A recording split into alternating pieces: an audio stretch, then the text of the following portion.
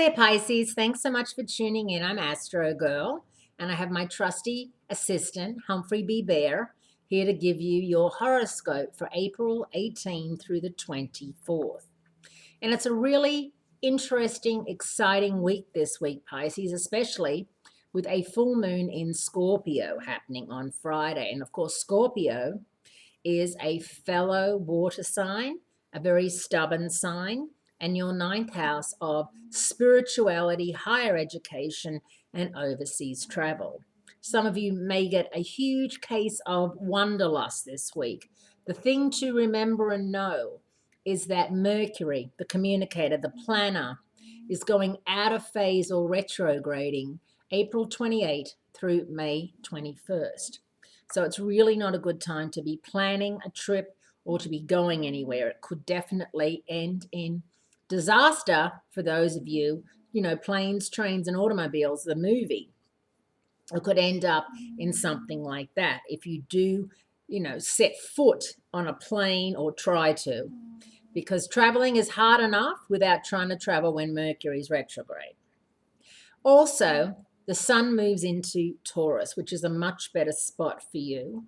And it's going to be in your third house of communication, conversation, and siblings.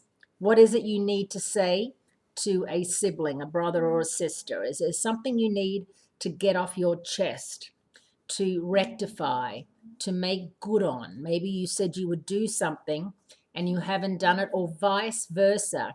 And it's your time to call in that favor or ask that something gets done which was promised to you.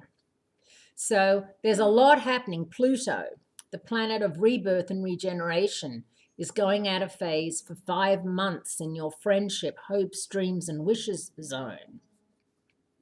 Definitely a time when you're going to see a different side to a lot of the people in your life, and maybe even have a rebirth and have friends from the past, kids you went to high school, college, university, people you worked with back in the day, contacting you via social media.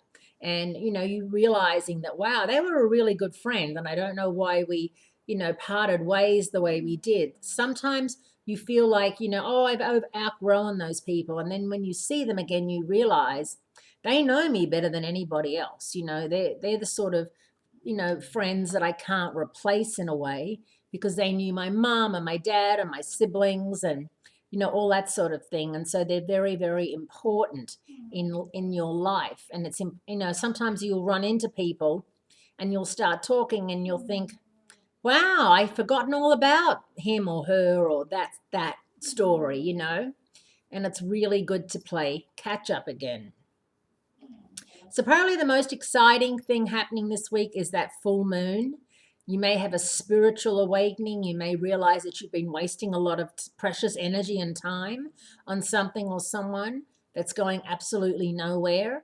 And rather than be annoyed about it, Pisces, just stop working on it and move on and find new outlets for your wonderful creativity and artistry that all Pisces have.